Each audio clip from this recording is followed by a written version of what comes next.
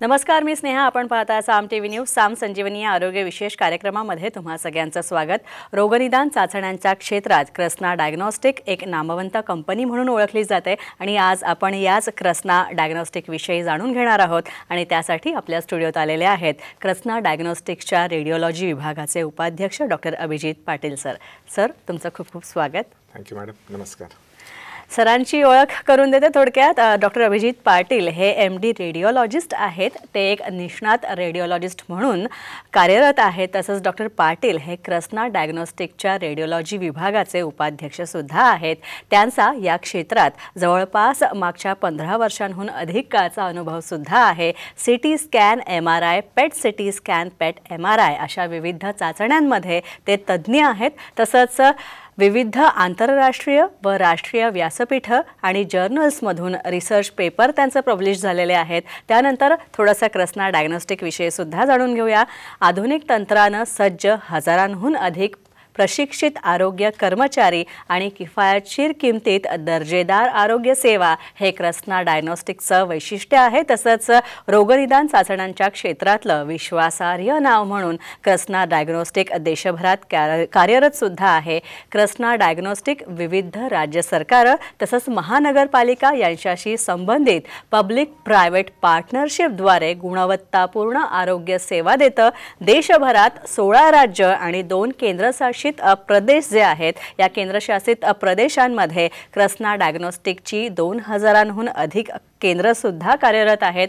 Radiology, टेलिरेडिओलॉजी तसंच कॅन्सरशी संबंधित अत्याधुनिक तंत्रज्ञानांवर आधारित सर्व रोगनिदान चाचण्या या कृष्णाच्या विविध केंद्रांमार्फत केल्या जातात. चला तर मग चर्चेला सुरुवात करूया. सर, पुन्हा एकदा तुमचं स्वागत आमच्या स्टुडिओमध्ये. डॉक्टर, सगळ्यात आधी मला हे जाणून घ्यायला आवडेल की आता रोजच्या उपचारांमध्ये रोगनिदान चाचण्यांचं महत्त्व जे आहे ते आपल्याला महत्त्व कसं विशद करता येईल? आत्ताच्या घडीला जेव्हा स्पेशली कोरोनाच्या नंतर जेव्हा आपल्याला समजलं की चाचण्या ह्या फक्त रोग निदानापुरतं नव्हे, बट पुढे आपल्याला काही आजार वगैरे होऊ शकतात की नाही किंवा त्याचे कॉम्प्लिकेशन्ससाठी वगैरे सुद्धा अतिशय महत्त्वाचे असतात आणि ज्याच्यामुळे आपल्याला प्रिडिक्ट करता येतं की आपल्याला पुढे कॉम्प्लिकेशन्स काही होऊ शकतात की नाहीत किंवा ट्रीटमेंटसाठी आपल्याला फार महत्त्वाच्या जाणवतात त्या. जसं की आपल्याला एक ट्रीटमेंट कोविडनंतर समजा आपल्याला अँटीफायब्रोटिक मेडिसिन्स वगैरे द्यायचे आहेत, तर आपले लंग्स किती डॅमेज झालेले आहेत हे बघण्यासाठी फक्त आजारी असताना नव्हे परंतु त्याच्यानंतरसुद्धा आपल्याला त्या चाचण्या महत्त्वाच्या असतात.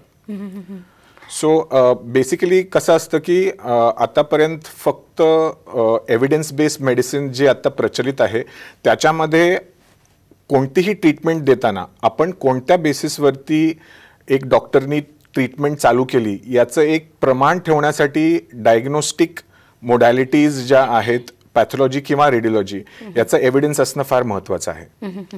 अगदी. डॉक्टर, तुम्ही आता कोविडचा उल्लेख केला म्हणून मी विचारते की कोविड नंतर आता आणखी कोणत्या प्रकारचे बदल तुम्हाला दिसून येतात किंवा आता तुम्ही चाचण्या ह्या नेहमीच करता, तुमच्या डोळ्याखालनं अनेक पेशंट जात असतात, तर आता कुठले चेंजेस दिसून आले त्या सगळ्यात? कोविडच्या अगोदर सुद्धा काही पोस्ट व्हायरल आजार जे होते ते पूर्वी पण होते, बट कोविड हा एक व्हायरल इन्फेक्शन जो 1-1.5 वर्षामध्ये एवढ्या सगळ्या पॉप्युलेशनला जगभरात हादरून सोडलं त्यांनी. तर याच्यामुळं अचानक गेले 1.5 ते 2 वर्ष पोस्ट कोविड व्हायरल इन्फेक्शन जे ऑटो इम्युन डिझिजेस असतात त्यांचं प्रमाण भरपूर वाढलेलं आहे. जसं की सांधेदुखी, खोकला आणि आपल्याला दमा लागणे वगैरे याचं प्रमाण अतिशय वाढलेलं आहे. अवेअरनेस पण फार वाढलेलं आहे, त्याच्यामुळे या चाचण्यांचं प्रमाण देखील वाढलेलं आहे. आपल्याला नवनवीन प्रकार जे या रोगाच्या पहिला माहीत नव्हते आता दिसू लागलेत, ज्याच्यामुळे काही कॉम्प्लिकेशन्स वगैरे जे आपण प्रिडिक्ट पण केले नव्हते ते आता सामान्य लोकांमध्ये दिसू लागले आहेत. अगदी. सर, आता खरं तर कृष्णाचं वैशिष्ट्य हेच आहे की लेटेस्ट टेक्नॉलॉजी, आधुनिक तंत्रज्ञान इथे वापरलं जातं. तर या सगळ्यामध्ये रोगनिदान चाचण्यांच्या मदतीने निदान आणि उपचार या संदर्भात आणखी किती तंत्रज्ञान पुढे गेलेलं आहे? आपल्याकडे कृष्णा डायग्नोस्टिक्समध्ये सांगायचं झालं तर आपण सगळे लेटेस्ट इन्फ्रास्ट्रक्चर आणि मशिनरी वापरतो. जरी आपले सर्व जवळपास 90% CT आणि MRI हे पब्लिक प्रायव्हेट पार्टनरशिपमध्ये गव्हर्नमेंट हॉस्पिटल्स आणि सेटअप्समध्ये आहेत, परंतु आपण लेटेस्ट मशिनरी तिथे वापरतो, लेटेस्ट सॉफ्टवेअर्स तिथे असतात, ज्या सॉफ्टवेअर्सनी आपल्याला अगदी मायक्रोस्कोपिक लेवलपर्यंत डिझीज किती पसरलेला आहे किंवा त्याचं निदान अचूक व्हावं असे तंत्रज्ञान आपल्याकडे सॉफ्टवेअर्स वगैरे असतात. आणि जेणेकरून आत्ताच्या परिस्थितीमध्ये अशा टेस्टची किंमत भरपूर आहे बाजारामध्ये, परंतु जे गव्हर्नमेंट सेंटर्सला येतात ते गरीब लोक असतात, यांच्यापर्यंत हे टेस्ट पोचवणं आणि ते पण माफक दरात आणि विथ क्वालिटी, हे सगळं फार महत्त्वाचं आहे. कारण की ह्या क्लासमध्ये लवकर निदान झालं की त्यांचे कॉम्प्लिकेशन्स आपण अवॉइड करू शकतो, जेणेकरून त्यांना ट्रीटमेंट चांगली आणि लवकर दिली जाऊ शकते. अगदी अगदी. तर कृष्णा डायग्नोस्टिक्स हे अगदी लोअर स्ट्रेटामध्ये सुद्धा आपण चांगला इन्फ्रास्ट्रक्चर, चांगली मशिनरी आणि आपले तज्ज्ञ डॉक्टरांच्या मदतीने आपण गरीबातल्या गरीबात पेशंटला सुद्धा आपण मदत करतो. अच्छा सर, आणखी एक असं की रोगनिदान चाचण्या किंवा डायग्नोसिसमध्ये कृष्णाचं स्थान किंवा त्याची जी पातळी आहे ते कितपर्यंत आपल्याला सांगता येईल? कारण लेटेस्ट टेक्नॉलॉजीचा तर वापर आहे, शिवाय आणखी बऱ्याच ॲडव्हान्सेस आहेत ज्या कृष्णामध्ये वापरल्या जातात. बेसिकली कृष्णामध्ये आता सांगायचं झालं तर कॅन्सर डायग्नोसिससाठी आपल्याकडे जे काही सॉफ्टवेअर्स वगैरे लागतात, जे काही लेटेस्ट मशिनरी लागते, जसं की 3 टेस्ला MRI, 128 स्लाइस CT, ज्याने आपल्याला रेझोल्युशन लिजन्सचं किंवा पॅथॉलॉजीचं चांगलं दिसतं. जे लिजन दिसतात त्यांचं आपण अजून डिटेलमध्ये स्टडी करू शकतो. ह्या दृष्टिकोनातून आपल्याकडे सगळे मशिनरी आणि तज्ज्ञ डॉक्टर्स सगळे अवेलेबल आहेत. त्यामुळं सगळ्यांना इररिस्पेक्टिव्ह ऑफ ते किती कॉस्टली इन्व्हेस्टिगेशन आहे, आपण त्या डायग्नोसिससाठी जे काही लागतं ते आपण पुरवू शकतो. नक्कीच. सर, NABH ची जी मानकं आहेत तर त्या मानकांविषयी सर्वसामान्यांना माहिती तशी कमीच असते, तर त्यांच्यासाठी आपण काही सांगू शकतो? बेसिकली NABH म्हणजे national accreditation board for hospitals. यांची मानकं फॉलो केल्यानंतर काय होतं की आपले जे सेंटर्स आहेत हे पब्लिक प्रायव्हेट पार्टनरशिपमध्ये गव्हर्नमेंट हॉस्पिटल्समध्ये आहेत, जिथे येणाऱ्या प्रत्येक माणसाच्या मनात एक काही शंका असतात की इकडे क्वालिटी ऑफ सर्व्हिसेस कशा असतील. तर NABH मानांकना घेण्यासाठी आपल्याला जे काही प्रोटोकॉल्स किंवा पॉलिसीज अँड प्रोसिजर्स फॉलो करायला लागतात किंवा इम्प्लिमेंट करायला लागतात, हे इम्प्लिमेंट करत असताना आपण त्या टेस्टची कॉस्ट बघत नाही कधी, ते स्टँडर्ड असतात. त्यामुळं जर आपलं NABH मानांकनानुसार आपले पॉलिसीज अँड प्रोसिजर्स असतील तर कोणत्याही स्टँडर्ड प्रायव्हेट सेटअपमध्ये जे काही क्वालिटी मेंटेन केली जाते त्याच क्वालिटीचे स्कॅन आणि रिपोर्ट्स आपण देखील कृष्णा डायग्नोस्टिक्समध्ये प्रोव्हाइड करतो. याच्यावरती शिक्कामोर्तब होतो. तर सामान्य माणसाला जे काळजी वाटते की गव्हर्नमेंट हॉस्पिटलमध्ये आपल्याला कशी सर्व्हिस मिळेल किंवा त्याची गुणवत्तेविषयी शंका असते, ह्या शंकेचं असण्याचं काही कारण नाही. कारण की NABH हे एक स्वायत्त संस्था आहे जी त्यांच्या क्रायटेरियानुसार आपल्याला मानांकन देते आणि त्याला काही दुसरा कारण नसतं की आपल्याला NABH मानांकन मिळण्याचं. सो आपले सगळे इंडिव्हिज्युअल सेंटर्ससाठी आपण मानांकनासाठी अर्ज करतो आणि सगळे पॉलिसीज अँड प्रोसिजर्स त्यांच्या क्रायटेरियानुसार फॉलो करतो. त्यामुळे गुणवत्ता मेंटेन करण्यासाठी याचा फार उपयोग होतो. स्पेशली जेव्हा एक ह्यूज व्हॉल्यूम्समध्ये आपण स्कॅन्स करतो त्यावेळी क्वालिटी विथ क्वांटिटी मेंटेन करणं फार महत्त्वाचं असतं. डॉक्टर अभिजित, तुम्ही ॲज अ रेडिओलॉजिस्ट म्हणून अनेक शिक्षण संस्थांमध्ये काम केलेलं आहे, अनेक असे आरोग्य संस्था ज्या असतील त्यातसुद्धा तुम्ही काम केलेलं आहे आणि आता तुम्ही गेल्या 15 वर्षांपासून कृष्णाशी जोडले गेलेले आहात. तर नेमका तुम्हाला फरक काय वाटतो इतर डायग्नोस्टिक सेंटर्स जे आहेत आणि कृष्णा, यात तुम्हाला कसा फरक वाटतो? बेसिकली जे प्रेव्हलंट म्हणजे आत्ता जे डायग्नोस्टिक सेंटर्स दुसरे आहेत त्यांचा बेसिकली जोर जो असतो हा पॅथॉलॉजीवरती असतो. रेडिओलॉजीचा एक्झिस्टन्स असणारी कृष्णा डायग्नोस्टिक ही युनिक कंपनी आहे, जेणेकरून आपण रेडिओलॉजिकल आमचा रेव्हेन्यू साधारण 60 to 70% आहे आणि पॅथॉलॉजीकडून रेव्हेन्यू 30 to 40% आहे. आणि त्यातल्या त्यात ज्यांच्या दुसऱ्या कॉम्पिटिटर्समध्ये रेडिओलॉजिकल इन्व्हेस्टिगेशन्स असतात त्याच्यामध्ये त्यांचा प्रभाव एक्सरे आणि सोनोग्राफीवरती जास्त जोर असतो. बट कॉन्ट्री टू दॅट आपल्याकडे CT आणि MRI वरती आपला जास्त जोर आहे. ज्या इन्व्हेस्टिगेशन्स सामान्य माणसाला बाजारभावामध्ये 8 ते 10 हजारामध्ये भेटतात त्या आपल्या कृष्णा डायग्नोस्टिक्समध्ये निम्म्या किंवा निम्म्यापेक्षाही काही ठिकाणी कमी भावामध्ये अवेलेबल आहेत. ज्याच्यामुळे आपल्याला प्रायव्हेट डायग्नोस्टिक सेंटरमध्ये लोकांच्या ज्या भावना असतात की ह्या सगळ्या महाग टेस्ट आहेत परंतु तब्येतीसाठी जरुरी आहेत, तर अशा टेस्ट आपण अतिशय परवडेल अशा रेट्समध्ये असल्यामुळे लोकांना येण्यामध्ये आणि त्या टेस्ट करून घेण्यामध्ये अजिबात साशंकता वाटत नाही. आणि जसं जसं आपण कृष्णा डायग्नोस्टिक पेनिट्रेट करते डिस्ट्रिक्ट सब डिस्ट्रिक्ट लेवलला, बाकीचे प्रायव्हेट डायग्नोस्टिक सेंटर्स त्यांचं प्रिडॉमिनंटली डिस्ट्रिक्ट लेवल्सला शहरांमध्ये जास्त एक्झिस्टन्स आहे. परंतु कृष्णा हे डिस्ट्रिक्ट टू सब डिस्ट्रिक्ट लेवलला आमचे कलेक्शन सेंटर्स इवन PHC लेवलला सुद्धा गेले आहेत.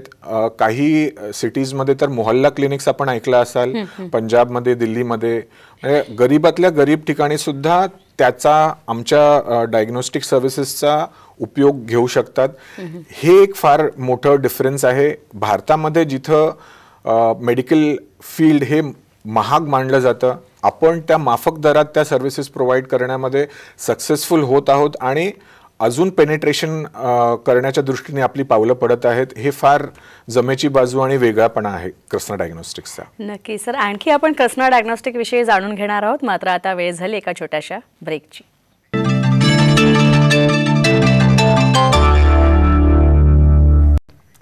ब्रेकनंतर साम संजीवनीमध्ये पुन्हा एकदा आपलं स्वागत. कृष्णा डायग्नोस्टिक विषय आपण जाणून घेतो आणि आपल्यासोबत आहेत डॉक्टर अभिजित पाटील. डॉक्टर, आणखी एक असं की जेव्हा आपण कुठल्याही रोगाचा निदानासाठी चाचणी करतो तेव्हा त्यात अचूकता खूप महत्त्वाची असते, तर याबद्दल काय सांगाल?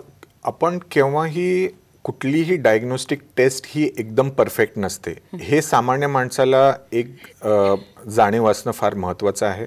आणि आपण कोणत्या आजारासाठी कोणती टेस्ट करावी हे सामान्य माणसाला माहीत नसतं. त्यामुळं कोणतीही टेस्ट करताना आपल्या डॉक्टरच्या सल्ल्याशिवाय स्वतःहून टेस्ट करणे हे थोडंसं धोकादायक असू शकतं.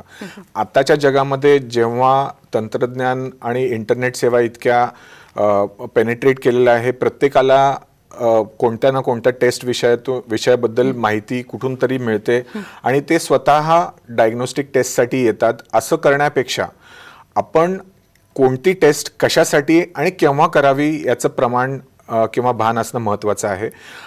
आणि ह्या टेस्ट करताना ह्या टेस्टचे लिमिटेशन्स असणं पण माहिती असणं पण महत्त्वाचं आहे. बऱ्याच वेळेला काय होतं की आपण कोणती टेस्ट केव्हा केले याच्याप्रमाणे सुद्धा आपल्याला निदान त्या टेस्टचं काय एंड रिझल्ट असतो हे अवलंबून असतं. आणि ह्या टेस्टबद्दल स्वतः इंटरप्रेट न करता म्हणजे एक्सपर्ट्सना इंटरप्रेट करून त्याच्या ट्रीटमेंटविषयी एक्सपर्ट्सनीच घ्यावं, सोल्युशन द्यावं, याच्यासाठी त्याचे अवेअरनेस असणं फार महत्त्वाचं आहे. नाहीतर सेल्फ मेडिकेशन किंवा सेल्फ टेस्ट्स ह्या अतिशय घातक असू शकतात. बरीच जण ज्यांना आजार खोकला असतो, आपण बघितलं की कोविडमध्ये स्वतःहून लोक यायचे, स्कॅन करून घ्यायचे. हे थोडंसं त्याची एक भीती असते, त्याच्यामुळं हे होऊन गेलं.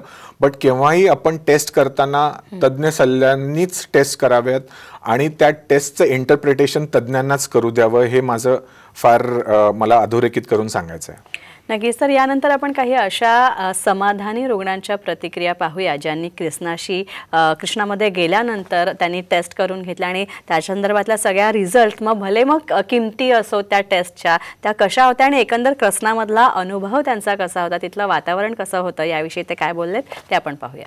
माझं नाव ऋतिका आहे. मी महर्षी कर्वे शिक्षण संस्था यामध्ये शिकत आहे, नर्सिंगच्या 4थ्या वर्षाला.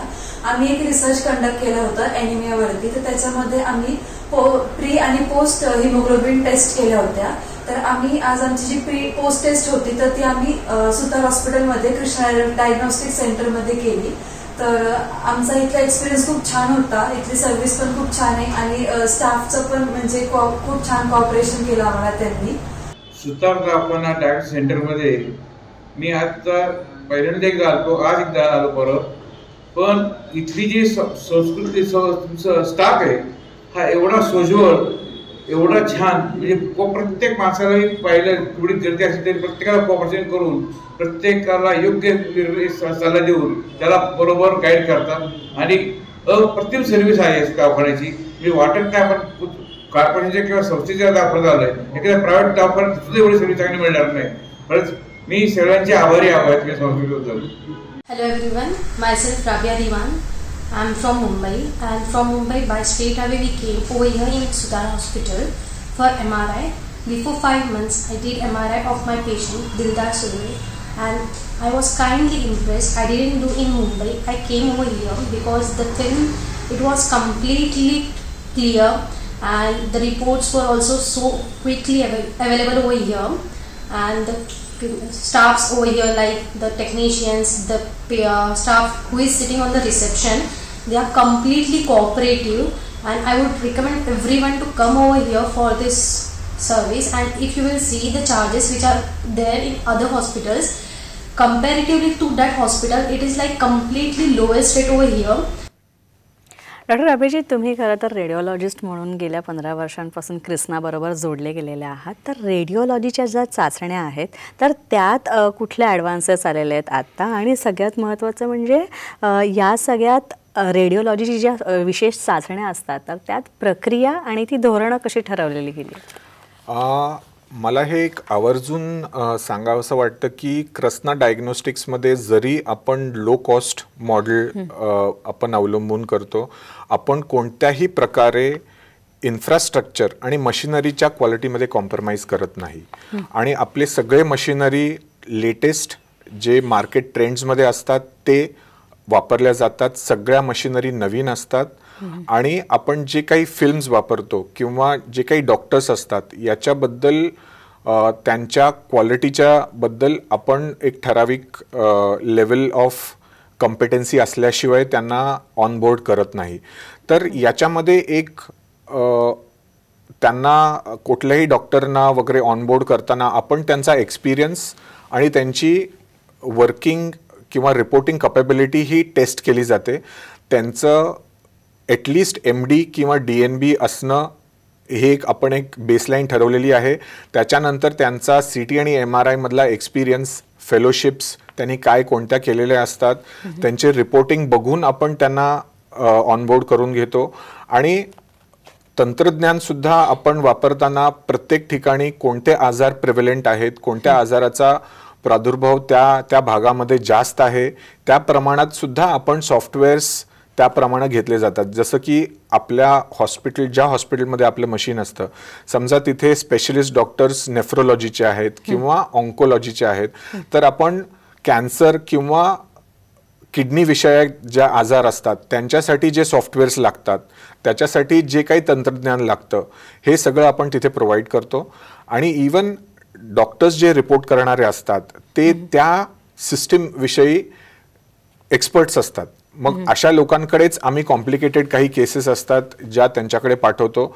आम्ही चर्चा करतो काही कॉम्प्लिकेटेड केसेसबद्दल आणि त्यांचा समन्वयानं आम्ही एक सिनियर डॉक्टर लोक ओपिनियन देतो आणि एक कॉम्प्रिहेन्सिव्ह रिपोर्ट दिला जातो. आणि ते रिपोर्ट्स देताना सुद्धा जेव्हा आपण रेडिओलॉजीचा रिपोर्ट तयार करतो त्यावेळी बाकी सगळ्या चाचण्या ज्या ब्लड रिपोर्ट्स असतात, प्रिव्हियस स्कॅन्स जे असतात, त्याच्याशी कम्पॅरेटिव्ह रिपोर्टिंग करावं लागतं. तर ह्या जुन्या चाचण्यांचे रिपोर्टसुद्धा रिपोर्टिंग डॉक्टरपर्यंत पोहोचण्यासाठी जे काही आपल्याला लागतं, जे PACS system, picture archival and reporting system जे आपण म्हणतो, ज्याच्या थ्रू हे रिपोर्टिंग केलं जातं बाय द डॉक्टर्स जे रिमोटली बसलेले असतात, तर त्यांना ही सगळी माहिती पुरवणं हे सगळं कम्प्युटर आणि इंटरनेटद्वारे लेटेस्ट टेक्नॉलॉजी वापरून आपण सगळं पुरवतो, जेणेकरून एंड रिझल्ट आपला जो रिपोर्ट असतो तो चांगला यावा आणि पेशंटला जास्तीत जास्त त्याचा फायदा व्हावा. आणि एक मला आवर्जून सांगावंसं वाटतं की जेव्हा आपण स्कॅन करतो त्याचा रिपोर्ट वेळेत जाणं महत्त्वाचं असतं. कृष्णा डायग्नोस्टिक्समध्ये आपल्याला माहिती आहे की रेडिओलॉजिस्ट हे एक दुर्मिळ डॉक्टरांची एक आपण हे फॅकल्टी म्हणावं लागेल आणि त्यांची अवेलेबिलिटी 24/7 असणं हे एक फार चॅलेंजिंग आहे. तर टेलिरेडिओलॉजीमुळे कृष्णा डायग्नोस्टिक्स हे आपल्या भारतामध्ये कुठेही स्कॅन झाला तर एक डॉक्टर कुठेही अवेलेबल असेल त्याच्याकडून आपण रिपोर्ट करून घेऊ शकतो. एक एक्सपर्ट डॉक्टर जर चेन्नईमध्ये असेल आणि एका पेशंटचा स्कॅन पुण्यामध्ये झाला असेल तर तो चेन्नईमधला एक्सपर्ट डॉक्टर सुद्धा त्या रिपोर्टबद्दल ओपिनियन देऊ शकतो. अशा प्रकारे आपल्याकडे सिस्टम्स आहेत ज्याचा भरपूर लोकांना फायदा देखील होत आहे आणि माझी रिक्वेस्ट आहे की भरपूर लोकांनी त्याचा फायदा देखील घ्यावा पुढे देखील. सर, अतिशय कमी वेळ राहिला आहे, मात्र जाता जाता मला आणखी एक जाणून घ्यायला आवडेल की एक डॉक्टर या नात्याने तुम्ही कृष्णाविषयी कशा प्रकारे रुग्णांच्या आणि त्यांच्या नातेवाईकांच्या मनात विश्वास निर्माण करणारा संदेश द्याल? कृष्णाविषयी बोलायचं झालं तर आपल्या ज्या चेअरमन मुथा सर आहेत त्यांच्या विजन आणि ध्येयधोरणानुसार आपल्याला best of the quality services to the poorest of the पर्सन्सपर्यंत पेनिट्रेट करायचे आहेत. ॲट द सेम टाईम आपल्याला क्वालिटी कॉम्प्रोमाइज न करता जी सर्व्हिस एक प्रायव्हेट डायग्नोस्टिक सेंटर पुरवतं त्याचप्रमाणे त्याच क्वालिटीचे सर्व्हिसेस आपल्याला प्रोव्हाइड करायचे आहेत. ते पण अचूकता हे कन्सिस्टन्सी ठेवून जेणेकरून आणि त्याच्यासाठीच आपण जसं आपण डिस्कस केलं NABH नामांकन वगैरे त्यासाठी आपण अप्लाय करतो किंवा NABH प्रोटोकॉल्स फॉलो करतो. हे सगळं करत असताना आपल्याला इनडायरेक्टली क्वालिटी ही मेंटेन करावीच लागते आणि लोकांनी गव्हर्नमेंट सेटअपमध्ये जाण्या अगोदर काही साशंकता न बाळगता कृष्णा डायग्नोस्टिक्स जिथे जिथे आहेत त्यांनी फायदा घ्यावा आणि आम्हाला त्यांची सेवा करण्यासाठी मदत करावी. नक्कीच डॉक्टर अभिजित, तुम्ही इथे आलात आणि इतकी चांगली माहिती दिलीत कृष्णाविषयी. खरं तर याआधी सुद्धा आम्ही कृष्णाच्या वेगवेगळ्या तज्ज्ञांकडनं अधिक माहिती जाणून घेतली होती कृष्णाविषयी, मात्र तुम्ही आता रेडिओलॉजीविषयी विशेषतः माहिती दिलीत त्याबद्दल खूप खूप आभार. थँक्यू. यानंतर आपण इथेच थांबतोय, मात्र पुढच्या भागात भेटूयात नवीन विषयांसह आणि नवीन तज्ज्ञांसह. तोपर्यंत नमस्कार.